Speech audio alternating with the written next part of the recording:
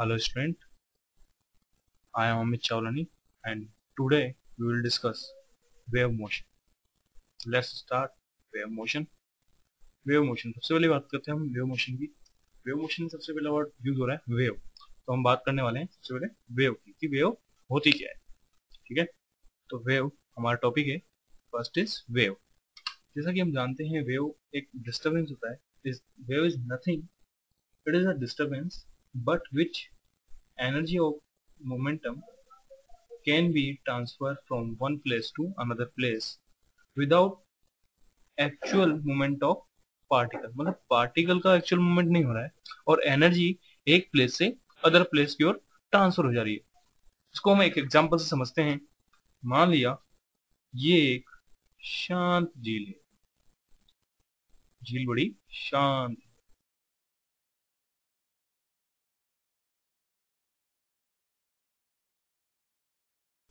बड़ी झील बन गई है. शांत लग नहीं रही है लेकिन मान लो शांत है. ठीक है, और यहाँ पर हमने मान लिया कि एक कोक रखी हुई है. ठीक है, अब हम इसके सेंटर पे मैंने कुछ डिस्टरबेंस जनरेट किया. डिस्टरबेंस जनरेट किया तो एक वेव बनती है इस तरह की, है ना. एक्चुअल में क्या है, डिस्टरबेंस हमारा जनरेट हुआ इस जगह पर, लेकिन हम देखते हैं कुछ समय बाद, कुछ टाइम बाद जो अपना कोक होती है वो अपनी ही पोजीशन पे अप एंड डाउन करने लग जाती है. मतलब हम डिस्टरबेंस कहाँ दिया था, इस मिडिल सेक्शन में, बट लेकिन यहाँ पर कोक भी अपने आप को अप एंड डाउन वाइब्रेट करने लग जाती है. मतलब क्या हुआ कि एनर्जी जो डिस्टरबेंस हुआ था, एनर्जी का जो ट्रांसफर, एनर्जी जो पैदा हुई थी वो हमारे सेंटर पे हुई थी, लेकिन वो एनर्जी का महसूस कौन, कोक भी कर रही है. मतलब एनर्जी का क्या हुआ, ट्रांसफर हुआ एक प्लेस से अनदर प्लेस. वो किस शेप में हुआ, वेव की शेप में. वो शेप आप देख सकते हो. अगर हम एग्जांपल के लिए मान लीजिए एक पानी मान लिया या रिवर मान ली, उसमें अगर हम पत्थर फेंकते हैं तो लहरें हमें उठी हुई दिखती है ना. तो डिस्टरबेंस हम देखते हैं कि उस एरिया के अलावा कुछ दूरी तक वो डिस्टरबेंस नजर आता है हमें. ठीक है, तो ये क्या होता है, एक वेव की फॉर्म में होता है जो हमारा एनर्जी को ट्रांसफर करता है एक प्लेस से other place without actual movement of particle. इसे हम एक और एग्जांपल से समझ सकते हैं. हमने टिकट खिड़की घर तो देखा ही होगा, है ना. वहां मान लीजिए एक टिकट घर है, टिकट रूम है, जहां पर एक लंबी सी कतार लगी हुई है. लंबी सी कतार लगी हुई है. अब जो सबसे लास्ट मैन है वो अपने आगे वाले पर्सन पे को पुश करता है. इससे क्या होगा, उससे आगे वाला जो पर्सन है उसको धक्का लगेगा. धीरे धीरे धीरे धीरे करके जो सबसे आगे खड़ा है पर्सन है उस पर एनर्जी लगेगी, मतलब वो भी धक्का महसूस करेगा. एक्चुअल में क्या हुआ कि जो सबसे लास्ट व्यक्ति है, जो लास्ट पर्सन है, वो डायरेक्ट जाकर उसके पुश करने नहीं गया फर्स्ट वाले व्यक्ति को, लेकिन उसने क्या किया, उसने अपने आगे वाले को धक्का दिया. धीरे धीरे करके वो धक्का जो सबसे आगे वाला जो पर्सन है उसको महसूस हुआ. मतलब क्या हुआ, एनर्जी का जो ट्रांसफर है वो एक पोजीशन से दूसरे पोजीशन की ओर हुआ विदाउट पर्सन के अपनी पोजीशन चेंज करने में. ठीक है, इसे हम एक और एग्जांपल से समझ सकते हैं. मान लीजिए इसे एक और एग्जांपल से हम समझते हैं. एग्जांपल नंबर 2, मान लीजिए यहाँ एक बॉक्स पड़ा है. ठीक है, तो यहाँ पर एक बुलेट है. अब मुझे इस बॉक्स को क्या करना है, मोशन कराना है. बुलेट है, ठीक है, तो ये है बॉक्स, ब्लॉक मान लो. ठीक, अब मुझे इस ब्लॉक को मोशन में लाना है, मोशन कराना है. तो मैं क्या कर सकता हूँ कि बुलेट चलाऊंगा और बुलेट जाते ही उस ब्लॉक पर पड़ेगी, लगेगी, और जो ब्लॉक है वो कुछ दूर तक खिसक जाएगा या अपनी पोजीशन को चेंज कर देगा, है ना. एक कंडीशन तो मेरे पास ये है, लेकिन मैं चाहता हूं कि मेरी बुलेट तो वहीं रहे लेकिन फिर भी मेरा ब्लॉक जो है वो अपनी पोजीशन चेंज कर दे. तो इसे हम एक और तरीके से कर सकता हूँ. तो उससे मैं किस तरह से करूंगा, इससे मैं क्या करूंगा, ये हम बहुत सारे ब्लॉक ले लेंगे. ठीक है ना. अब बुलेट को मैंने थोड़ा सा हल्का सा फायर किया, है ना. अब क्या हुआ, ये जो ब्लॉक थे, इस बुलेट ने इससे अपनी एनर्जी दी, इसने इससे एनर्जी दी, इसने इस वाले ब्लॉक पे एनर्जी इसने इस वाले एनर्जी इसको दी, इसने इसको एनर्जी दी, और लास्ट में इस ब्लॉक ने इसे एनर्जी दी, जिससे ये ब्लॉक क्या हो गया, मोशन में आ गया। मतलब एनर्जी का ट्रांसफर हुआ एक पोजीशन से दूसरी पोजीशन की ओर विदाउट बुलेट के मूवमेंट के, कि बुलेट डायरेक्ट नहीं पहुंची, लेकिन उसने अपनी एनर्जी जहां तक पहुंचाना चाहती थी वहां तक पहुंचाई, तो ब्लॉक क्या हुआ, मोशन में आ गया। तो ये क्या हुआ, एक तो वेव की फॉर्म हुआ, जिसमें इसलिए हम कहते हैं कि वेव वो चीज है, wave is nothing, it is a disturbance by which energy and momentum can be transfer from one place to another place without actual movement of particle. ठीक है, हम आगे बढ़ते हैं। अब हम बात करते हैं क्लासिफिकेशन ऑफ वेव। वेव की क्लासिफिकेशन के बारे में बात करेंगे। वेव के क्लासिफिकेशन को हमने बात करते हैं हम क्लासिफिकेशन ऑफ वेव। ठीक है, क्लासिफिकेशन ऑफ वेव। ठीक है, तो हम इसे तीन भाग में डिवाइड करते हैं। First, mode of vibration, second, behalf of medium, and third is behalf of energy. तो सबसे पहले हम बात करते हैं मोड ऑफ वाइब्रेशन। वाइब्रेशन के अकॉर्डिंग हमने बात करेंगे अब वाइब्रेशन के अकॉर्डिंग मोड ऑफ वाइब्रेशन। और राइटिंग पे थोड़ा ध्यान ना दें यहाँ। ठीक है, mode of vibration. Mode of vibration में हम इसे दो भागों में डिवाइड करते हैं। पहला transfer wave and second is longitudinal wave, है ना। ट्रांसफर वेव, ट्रांसफर वेव क्या होती है, तो हम बात करेंगे transfer wave. Transverse wave, transfer wave क्या होती है, जब पार्टिकल की जो एनर्जी है, मतलब एनर्जी का ट्रांसफर तो सीधा हो रहा है, मतलब हॉरिजेंटली हो रहा है, और उसके वर्टिकली मतलब उसके परपेंडिकुलर जो पार्टिकल हैं, मीडियम के जो पार्टिकल हैं, वो वाइब्रेट करते हैं। अगर इस तरह से वेव चल रही है तो हम कहेंगे कि वो ट्रांसफर वेव है।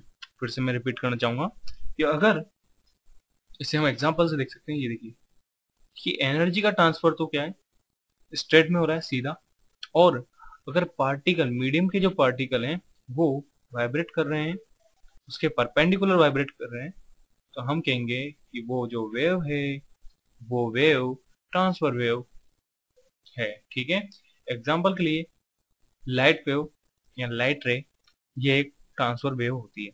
सो एग्जांपल हमारा क्या होगा, एग्जांपल हमारा क्या होगा, लाइट वेव, या फिर इसको रे भी बोल सकते हैं। ठीक है, अब हम बात करते हैं सेकंड, लॉन्गिट्यूडिनल वेव। कौन सी वेव, लॉन्गिट्यूडिनल वेव। तो बात करेंगे हम सेकंड इज, ठीक है, राइटिंग का इग्नोर करना।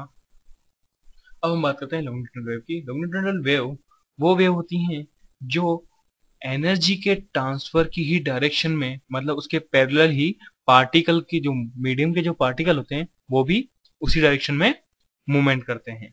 ठीक है, तो इसमें क्या होगा, ये मान लिया अपन ने एनर्जी का डिस्टर्बेंस सीधा हो रहा है, अगर स्ट्रेट लाइन में हो रहा है, तो जो पार्टिकल मीडियम के जो पार्टिकल है वो भी क्या करेंगे, इसी डायरेक्शन में वाइब्रेट करते हैं, मतलब एनर्जी की ही डायरेक्शन में वाइब्रेट करेंगे, उसके पैरेलल उसी डायरेक्शन, जिस डायरेक्शन में एनर्जी का ट्रांसफर हो रहा है उसी डायरेक्शन में पार्टिकल भी अपना वाइब्रेशन करेंगे। वाइब्रेशन का मतलब ये है कि इस तरह से एसएचएम करेंगे। एसएचएम हम जानते हैं कि पार्टिकल अपनी मीन पोजीशन से हटता है, फिर वापस मीन पोजीशन पे आता है, फिर हटता है, फिर वापस अपनी मीन पोजीशन पे आता है। जिस तरह एक पेंडुलम मान लेते हैं, पेंडुलम, अब ये क्या होगा, इस तरह से मोशन करेगा, मतलब ये क्या है, इसकी मीन पोजीशन है ना, ये क्या है, मीन पोजीशन। अब अपनी पोजीशन से हटा, यहाँ आया, फिर वापस अपनी पोजीशन की ओर गया जहां पर इसकी मीन पोजीशन है। मतलब पार्टिकल एक्चुअल में क्या करता है, यहाँ पे भी एसएचएम करता है, ओनली फॉर वाइब्रेट करता है अपनी मीन पोजीशन के रेस्पेक्ट में। ठीक है, और एनर्जी की अगर पैरेलल करता है तो उसे बोलेंगे लॉन्गिट्यूडिनल वेव, एंड अगर उसके परपेंडिकुलर करता है तो हम बोलेंगे ट्रांसफर वेव। ठीक है, और लॉन्गिट्यूडिनल वेव का एग्जांपल है हमारा sound wave. Sound wave, okay, example भी डाल देते हैं हम।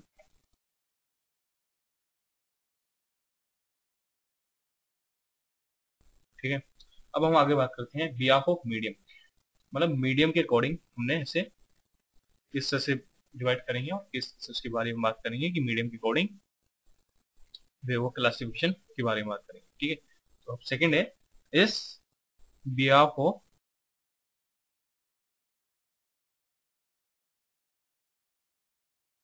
मीडियम के अकॉर्डिंग हमने इसे दो भागों में बांटा, एक mechanical wave, second is non mechanical wave. Mechanical wave वो वेव होती है जिनमें हमें मीडियम की रिक्वायरमेंट होती है, जैसे एयर हो गया, वाटर हो गया। मतलब अगर इन सभी जिन मीडियम में अगर जो वेव ट्रेवल कर सकती है, जिन वेव के लिए मीडियम की रिक्वायरमेंट होती है, मतलब कि एयर में, वाटर में अगर वेव ट्रांसफर हो रही हैं, चल रही हैं, तो हम कहेंगे ये एक मैकेनिकल वेव है। अगर जिनके लिए मीडियम की रिक्वायरमेंट नहीं होगी तो हम उसे बोलेंगे नॉन मैकेनिकल वेव। तो सबसे पहले हम बात करेंगे मैकेनिकल वेव कौन सी होती है और एग्जाम्पल भी हम उसके देखेंगे। तो फर्स्ट इज मैकेनिकल वेव, है ना, first is mechanical wave.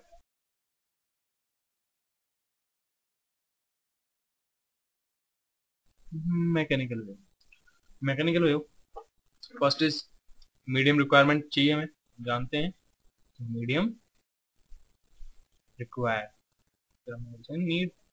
Example के लिए साउंड वेव, साउंड वेव हमेशा मीडियम की रिक्वायरमेंट जरूरत, साउंड वेव में हमेशा मीडियम की रिक्वायरमेंट होती है और वो हमेशा इसी मीडियम में ही ट्रेवल कर सकती है। Example is sound wave. इसीलिए जब हम मून की बात करते हैं तो मून में साउंड ट्रेवल नहीं करता क्योंकि वहां पे कोई भी मीडियम नहीं।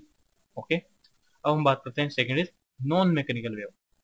Non mechanical wave, non mechanical wave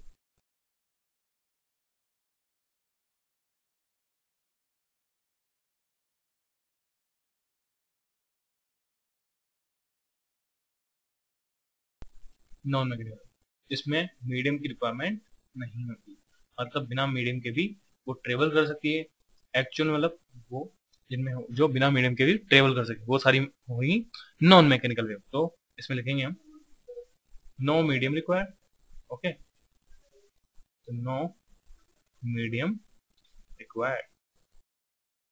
okay, example के लिए लाइट रे, लाइट रेज इस क्योंकि स्पेस में कोई मीडियम नहीं है और लाइट रे ट्रेवल करती है। ठीक है, तो लाइट रे हमारी क्या हुई, ये हमारी हुई नॉन मैकेनिकल वेव। अब हम बात करते हैं आगे थर्ड बिहाफ ऑफ एनर्जी। तो हम बात करेंगे बिहाफ ऑफ एनर्जी की बात। थर्ड इज एनर्जी की,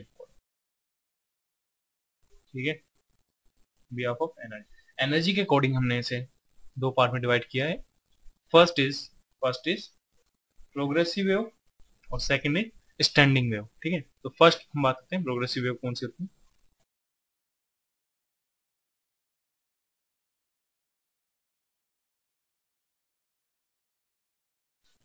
प्रोग्रेसिव वेव वो वेव होती है जो जिसमें यदि एनर्जी एक मीडियम से दूसरे मीडियम में ट्रेवल करती है तो हम बोलेंगे वो प्रोग्रेसिव वेव है। और अगर एनर्जी दो मीडियम के बीच में बाउंड हो जाती हैं तो हम बोलेंगे वो से स्टैंडिंग वेव। ठीक है, progressive wave if if energy travel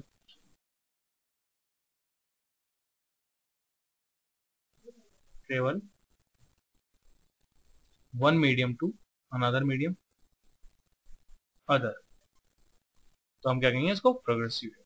ठीक है, जैसे साउंड वेव, एग्जांपल के लिए साउंड वेव। हम सेकंड की बात करते हैं, हम सेकंड की बात करते हैं standing wave. Standing, it is bound